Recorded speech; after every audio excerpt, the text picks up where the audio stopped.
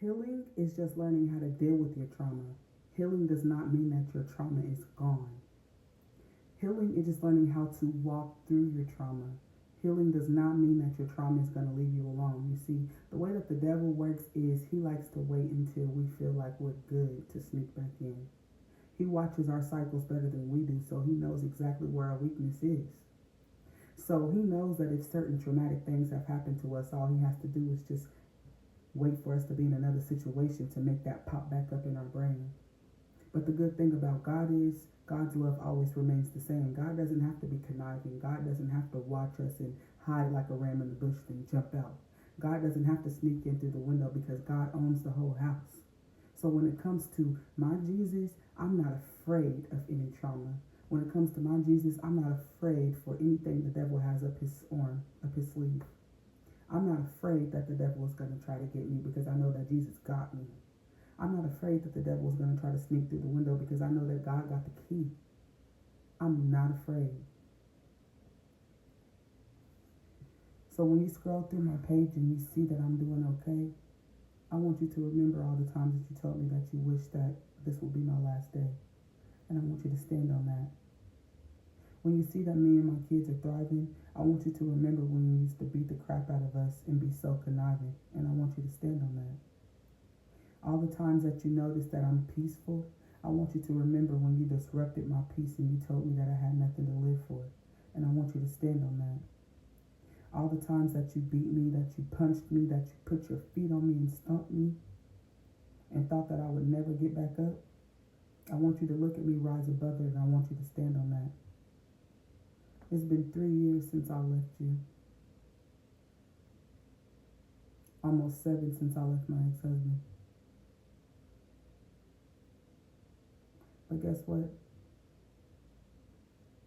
I will never be that same version of me that allowed y'all to push me down in the gutter. I will never be that same version of me that allowed a foot to kick my face. I will never be the same version of me that allowed a fist to punch me all over my body. I will never be the same version of me that allowed a man to stand over me and cackle in my face while he yelled obscenities. I will never be the same version of me that allowed a man to throw a hot plate of food at my face and then stand over me and beat me and told me to clean it up. I will never be the same version of me that has a gun pointed at my face and I still have sex with you. I will never be the same version of me that literally was told that you hope that my children die even though your seed is the one who made them grow.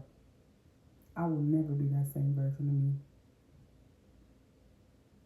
Fear is not my life.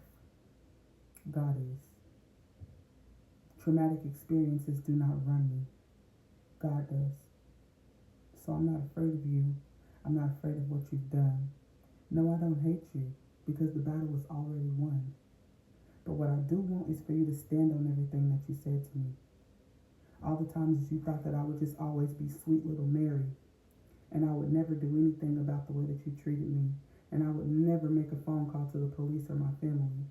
And I would never hold you accountable for what you did because I always forgave you. I just want you to remember her and remember that she's dead and she will no longer be available. You're now looking at the healed version of me.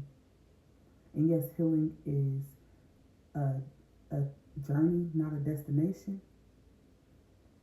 But I'm on my healing journey. That's a journey I'll never hop off of. You don't have access to me anymore. And if we ever are in the same room or even on the same phone line again, you don't get to talk to me however you want to. You don't get to disrespect me. I don't owe you an explanation for anything, and I don't owe you access to my children. Because I've been the one protecting them, even when we were living in the same house as you. I was the one who used to have to coddle them when they would walk around with the bruises from things that you would do. Mama's always been their protector, and Mama's going to continue to be that. So if you want access to anything attached to me, you're going to have to learn how to act. You're going to have to get a connection with God, and you're going to have to learn where you need to adjust your personality. You need to learn where you need to adjust your attitude. You need to look in the mirror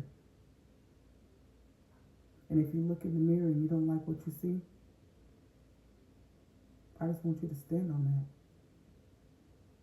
Stand on the version of you that you refuse to let go of. And realize that's the reason why we could never be a family. Stand on business.